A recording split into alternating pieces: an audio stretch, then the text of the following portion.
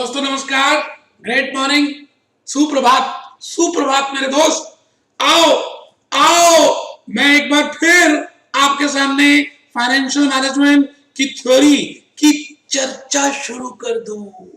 मुझे मालूम है कि आजकल आप बड़ी मेहनत कर रहे हैं बेटे, इस सीजन पढ़ने का है। मुझे पता है कि आजकल आप पढ़ाई कर रहे हैं बेटे। मैं तो भगवान से ये कहता हूं कि आपका मन और पढ़ाई में करे, और पढ़ाई में लगे, और पढ़ाई में लगे, और आप इस बार अपना झंडा फहराओ इंस्टीट्यूट के सामने मेरे बेटे। मेरी शुभकामनाएं बेटे, लेकिन उसके लिए आपके फाइनेंशियल मैनेजमेंट में 80 प्लस आना बहुत जरूरी है, और उस 80 के लिए थ्योरी जो 40 प्लस की आएगी उसका बेटे प्लानिंग करना भी बहुत जरूरी है बेटे।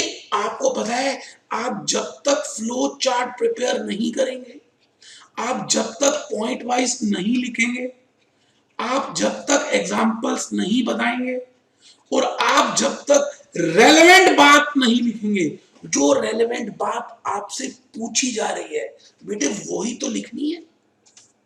आप बक बक बक बक बक बक बकवास लिखते हैं थ्योरी में बेटे, और थ्योरी को आप लास्ट में अटेम्प्ट करते हैं। आप बेवकूफ हैं। जब आपको पता है कि 40 नंबर की थ्योरी आएगी, कंपलसरी आएगी, न्यू सिलेबस में आ ही रही है, पहला क्वेश्चन और दूसरा क्वेश्चन थ्योरी का है, और लास्ट क्वेश्चन शॉर्ट नोट का ऑप्शनल है, तो बेटे आप क्यों ना थ्योरी को अभी से बढ़िया प्रिपेयर करके जाओ बेटे। मैं तो ये कहूंगा कि 4 घंटे में से 40% टाइम आप एफएम की थ्योरी को दो। मान लो एफएम में 4 घंटे दे दिए तो 1.5 घंटा लगभग बेटे थ्योरी में दो, 2-2.5 घंटे प्रैक्टिकल में दो बेटे। सच में कह रहा हूं, अगर डायग्राम वाली बुक जो 101 डायग्राम वाली बुक है, अगर आपने उसको भी ध्यान से कर लिया बेटे, कहना ही क्या, 4-5 डायग्राम्स भी आपने जबरदस्ती बना दिए, डाल दिए, पास हो जाएंगे बेटे, नंबर अच्छे आएंगे। भीड़ से हटना है बेटे। पीला सूट लाल दुपट्टा, पीला सूट लाल दुपट्टा बेटे। किसी लड़की ने पीला सूट पहना हो और लाल दुपट्टा हो और मेट्रो में आए बेटे, सब उसको देखेंगे, क्योंकि बेटे वो ड्रेस अजीब सी है, हटके है। आइए आइए, मैं भूपेश आनंद आज लेक्चर 10 स्टार्ट कर रहा हूं बेटे। लेक्चर 10 हम शुरू कर रहे हैं कमेंट टाइप के उसमें, और आज का जो कमेंट है बड़ा ही प्यारा सा कमेंट है बेटे। अभी मैं दिखा रहा हूं क्वेश्चन नंबर 10 बेटे, जून 2014 का क्वेश्चन नंबर 10 है। How does capital asset pricing model helps in estimating expected return of a security। बेटे आराम से अपने रजिस्टर में लिख लें, जून 2014 बेटे। न्यू सिलेबस जब से शुरू हुआ मैं सारे क्वेश्चंस को डिवाइड कर रहा हूं बेटे, कमेंट्स में, शॉर्ट नोट्स में और डिफरेंस बिटवीन में। वो बेटे 2-3 बार आ चुका है, ये लिख लें, दिसंबर 2014 में भी आ चुका है। बहुत इंपॉर्टेंट है बेटे, प्रैक्टिकल के लिए भी, थ्योरी के लिए भी। तो आप एक बार देख लें कि मैंने यहां पर भी लिखा हुआ है बेटे। How does capital asset pricing model help in estimating expected rate of return of a security. और आपको मैं बता दूं कि ये भी मेरी बुक से ही है बेटे, जैसे मैंने कहा आपको। आइए बेटे 1 मिनट के लिए भगवान को थोड़ा सा याद करें, बहुत दिनों से, बहुत लेक्चरों में नहीं याद कर रहे। 1 मिनट बेटा।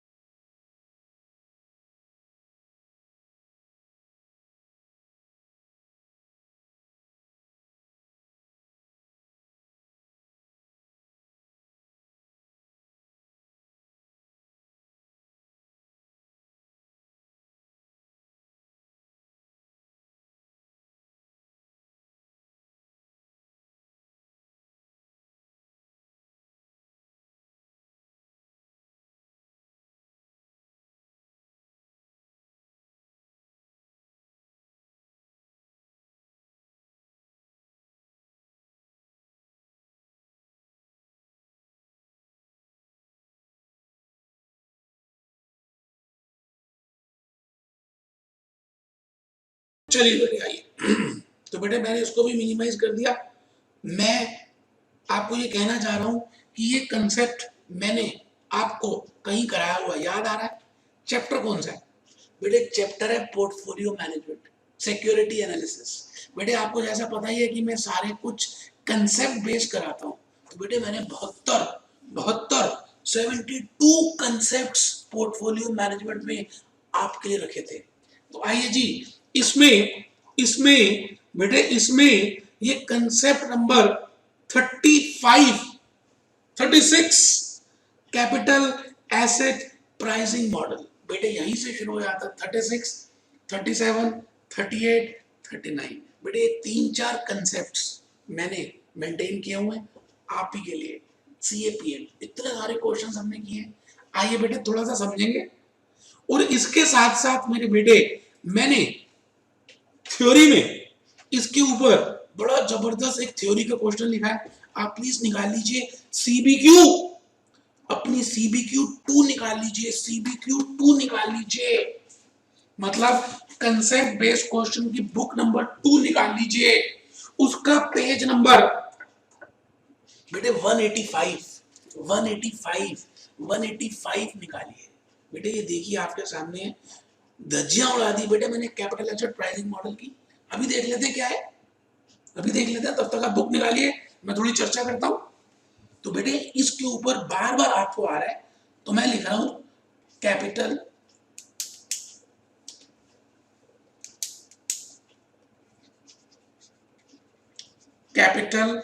एसेट, फिर मैंने लिखा प्राइसिंग, और फिर लिखा मैंने मॉडल। इसका मतलब ऐसा एसेट जिसका प्राइस एक मॉडल के थ्रू आता है, बेटे उसका नाम है कैपिटल एसेट प्राइसिंग मॉडल। बेटे आप बड़े सारे मॉडल्स करते हैं, economic order quantity model, Miller's model, Modigliani model, बेटे बचपन से मॉडल्स करते आए, थ्योरम्स करते आए।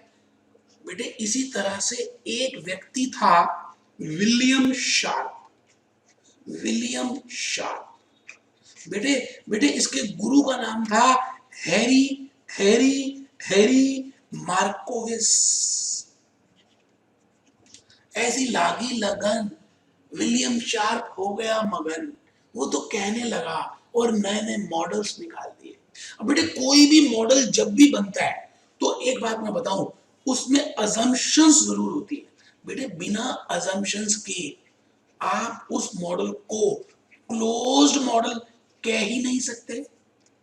जैसे मैं कहता हूं क्रिकेट या फुटबॉल की गेम होती है, तो बेटे क्रिकेट में 22 स्क्वायर यार्ड की पिच, बेटे 11 प्लेयर, बॉल का साइज, बैट का साइज, बेटे चौका छक्का, बेटे कहीं भी खेले, पाकिस्तान में खेले, अमेरिका में खेले, जापान में खेले, बेटे यही असम्पशंस चलती हैं, तभी तो इसका नाम क्रिकेट है। तो बेटे capital asset pricing model, capital asset pricing model में पहले तो मैं बताता हूं कि इस मॉडल में विलियम शार्प ने क्या कहने की कोशिश की। बेटे विलियम शार्प ये कहता है कि भाई विलियम शार्प ये कहता है वी कैन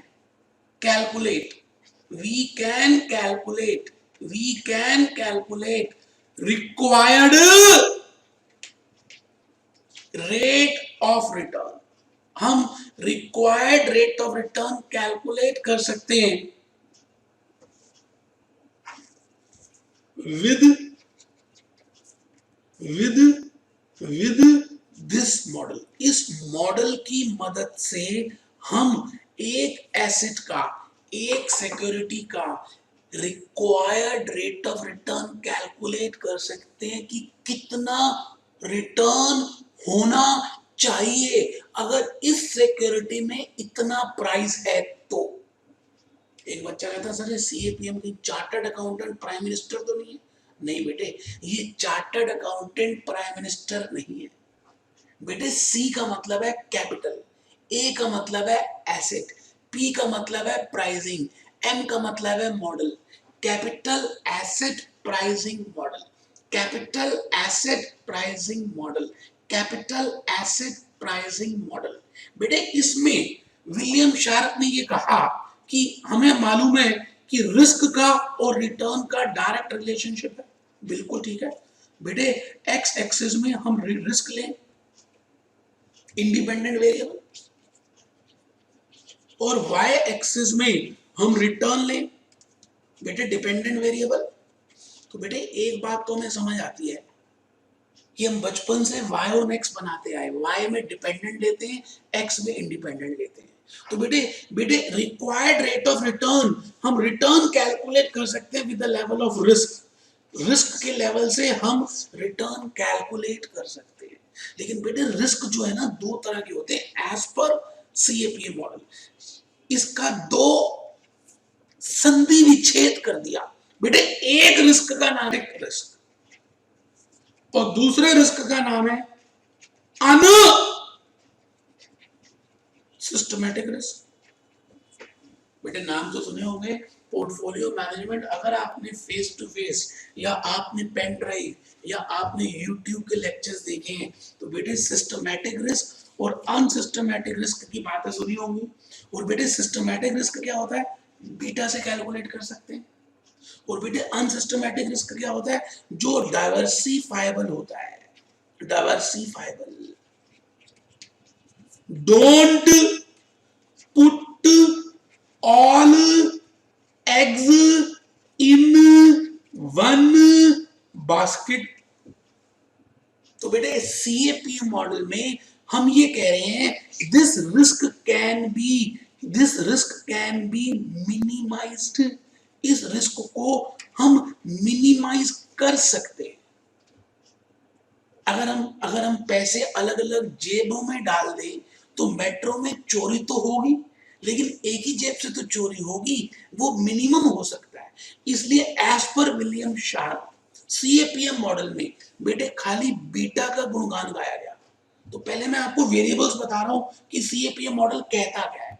CAPM मॉडल कहता है कि there is only one type of risk which is related with the market, which is uncontrollable, which can not be diversified, which will be there is systematic risk. और आपको मालूम है कि आपको मैं एग्जांपल क्या देता था कि आपने एक चैप्टर पोर्टफोलियो मैनेजमेंट का छोड़ दिया, या ऐसा समझ ले आपने सारे चैप्टर्स कर लिए और आप पेपर देने गए दुबई से।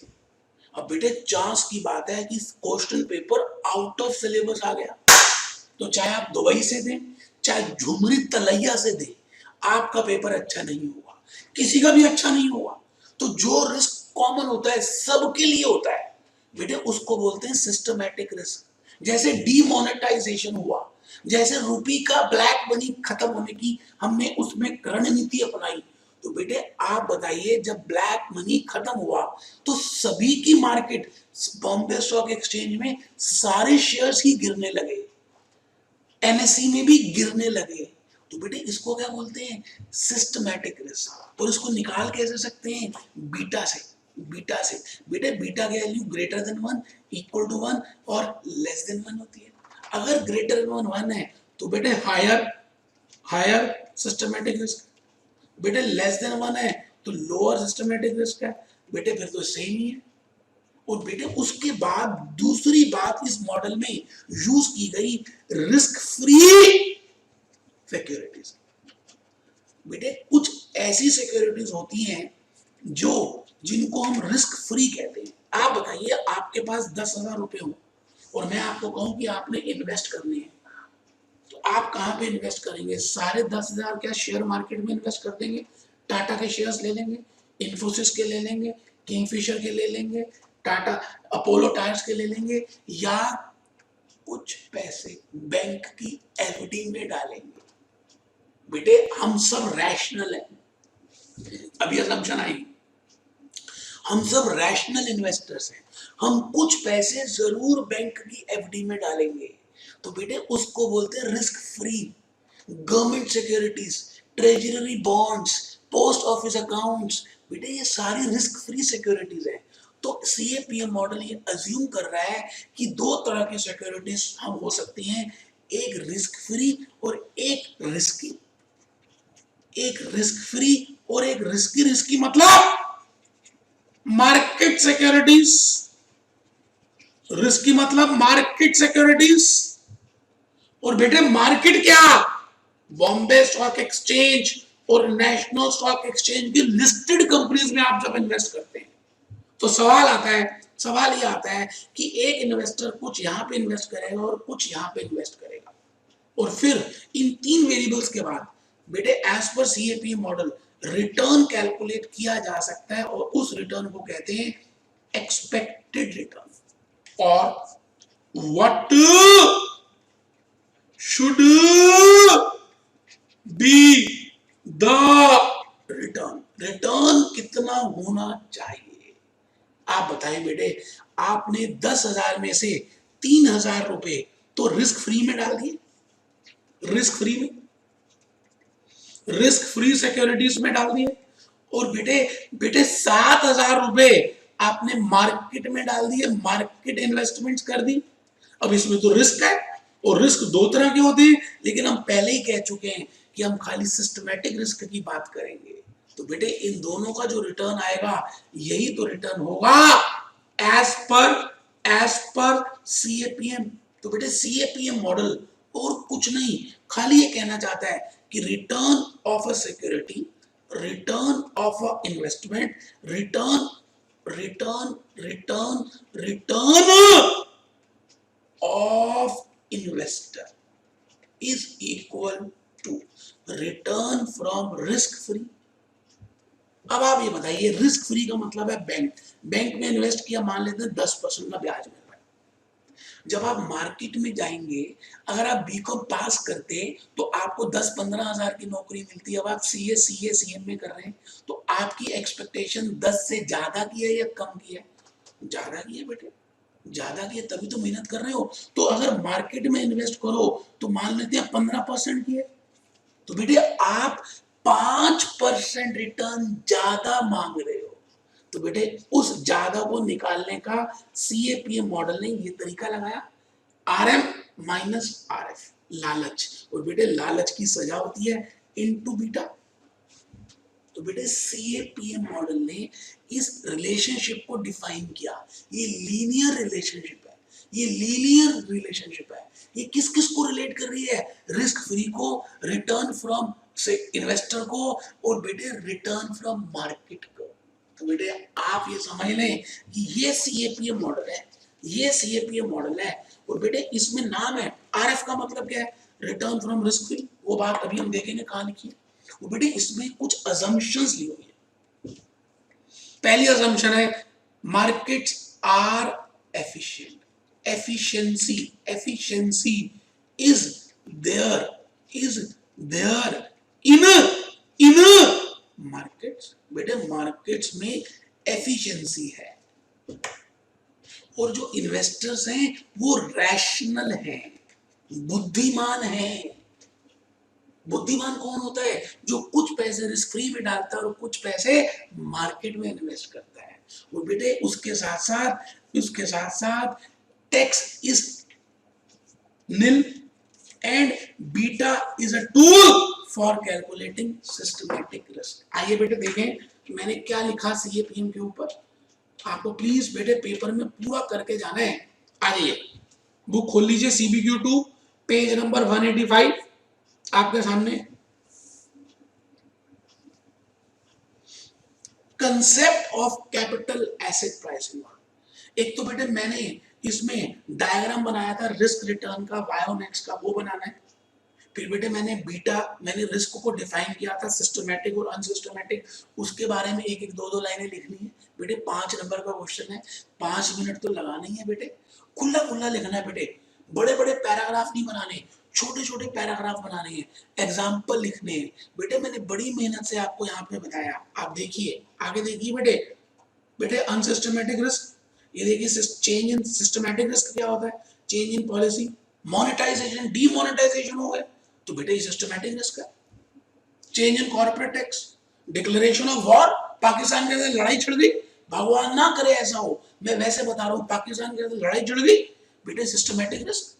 अनसिस्टमैटिक रिस्क बेटे नीचे लिखिए, बेटे इसके बाद मैंने अजम्पशंस भी लिखी हैं। आपको सीएपीएम मॉडल में वो नहीं भी पूछा तो भी अजम्पशंस लिखनी है। जो समझदार बच्चे होते हैं ना, वो अपने आप कुछ चीजें ऐड कर देते हैं। तो बेटे market efficiency, risk aversion, homogeneous expectation, और उसके बाद ये मॉडल, फिर ये फॉर्मूला। बेटे देख लो। बेटे बेटे प्लीज बेटे आप यहाँ से ईमानदारी से आप करके जाना, क्योंकि आपको मैंने लॉजिक समझा दिया। कहते हैं कि अगर लॉजिक समझ आ जाए तो इतनी बड़ी बड़ी चीजों को हम रटने की जरूरत ही नहीं पड़ती। और बेटे वैसे रटने की जरूरत पड़ती सच में ही नहीं है। क्यों? क्यों बेटा? क्यों? क्योंकि बेटे आपको समझ आ गया। कितना रट लोगे? क्या क्या रट लोगे? नहीं बेटे, समझ के याद करना है, याद करके नहीं समझना। मुझे पता है कि आपको माइंड में बहुत प्रेशर है आजकल। आजकल बड़े सारे आपको पढ़ाई करनी पड़ रही है, लेकिन बेटे कहते हैं इन्हीं दिनों के बाद तो बढ़िया दिन आएंगे। आइए